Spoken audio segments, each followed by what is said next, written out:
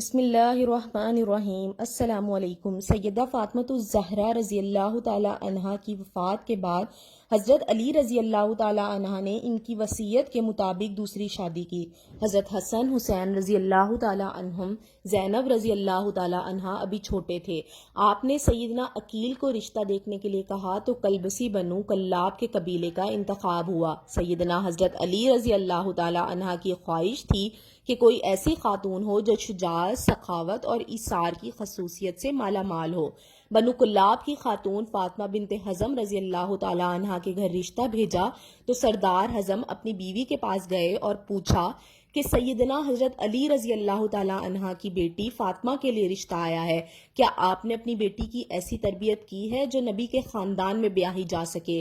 رشتہ قبول ہوتا ہے تو فاطمہ بنت حزم سیدنا ام البنین رضی اللہ تعالیٰ عنہا سیدنا حضرت علی رضی اللہ تعالیٰ عنہا کے گھر جاتی ہیں تو سیدنا حضرت حسن و حسین رضی اللہ تعالیٰ عنہم اور حضرت فاطمہ رضی اللہ تعالیٰ عنہا کو گلے لگا لیتی ہیں۔ سیدنا حضرت علی رضی اللہ تعالیٰ عنہا سے درخواست کرتی ہیں کہ ان بچوں کے سامنے آپ مجھے کبھی فاطمہ مت کہیے گا، انہیں ان سے ان کی ماں یاد آ جائے گی۔ میں اس گھر میں ان کی ماں بن کر نہیں بلکہ کنیز بن کر آئی ہوں، میرا یہ مقام نہیں کہ ان کی ماں کی جگہ لے سکوں۔ اس کے بعد آپ رضی اللہ تعالیٰ عنہا نے انہیں بیٹا نہیں کہا بلکہ ہمیشہ مولا کہتی رہیں۔ ان کے 4 بیٹے ہوئے، اس لیے انہیں ام البنین بھی کہتے ہیں، مطلب بیٹوں کی ماں۔ اپنے بیٹوں کو ہمیشہ حضرت حسن و حسین رضی اللہ تعالیٰ عنہم اور حضرت علی رضی اللہ تعالیٰ عنہا کی صرف اطاعت کا حکم دیا، ادب سکھایا اور کہا جو وہ کہیں بس حکم بجا لانا، بحث نہیں کرنی، یہ اہل بیت ہیں، ہم ان کے نوکر ہیں۔ 4 بیٹوں میں حضرت عباس ابن علی رضی اللہ تعالیٰ عنہ، حضرت عبداللہ ابن علی رضی اللہ تعالیٰ عنہ، حضرت جعفر ابن علی رضی اللہ تعالیٰ عنہ اور حضرت عثمان ابن علی رضی اللہ تعالیٰ عنہ تھے۔ سیدنا حضرت عباس علیہ السلام لشکر حسین کے سپہ سالار بھی رہے، شجاعت میں ایک مقام رکھتے تھے، دونوں ہاتھ سے تلوار چلاتے تھے۔ جنگ صفین میں سیدنا حضرت علی رضی اللہ تعالیٰ عنہ نے ان کو بھیجا تو محمد بن حنفیہ کہتے ہیں مولا آپ صرف عباس کو کیوں آگے بھیجتے ہیں؟ تو سیدنا حضرت عباس رضی اللہ تعالیٰ عنہ کہنے لگے حضرت حسن و حسین رضی اللہ تعالیٰ عنہ میری ابا کی آنکھیں ہیں اور میں ان کا بازو، اور بازو ہمیشہ آنکھوں کی حفاظت کرتے ہیں۔ حالانکہ عمر میں حسن و حسین رضی اللہ تعالیٰ عنہم چھوٹے تھے، مطلب کہ یہ سوال بھی نہیں بنتا تھا، ماں کی تربیت ہر مقام پر جھلکتی تھی۔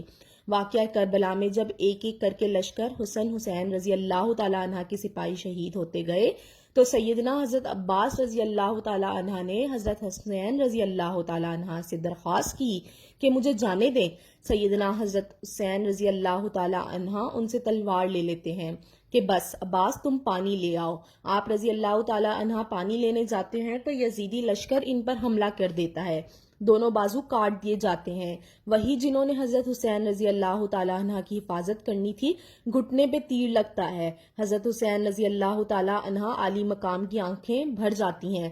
حضرت سیدنا عباس رضی اللہ تعالیٰ عنہ حضرت حسین رضی اللہ تعالیٰ عنہ سے درخواست کرتے ہیں کہ میرے گھٹنے سے تیر نکال دیں، اور کہتے ہیں کہ مولا میری والدہ سے کہہ دیجئے گا کہ حضرت عباس رضی اللہ تعالیٰ عنہ کے دونوں بازو نہیں تھے، اس لیے صرف آپ کو تیر نکالنے کا کہا۔ یہ وہ ادب تھا، وہ اطاعت تھی جو سیدنا ام البنین کی تربیت تھی، جنہوں نے ساری زندگی نبی کے اس گھرانے کی کنیز بن کر گزار دی۔ آپ رضی اللہ تعالیٰ عنہ کے 4 بیٹے اس جنگ میں شہید ہوئے۔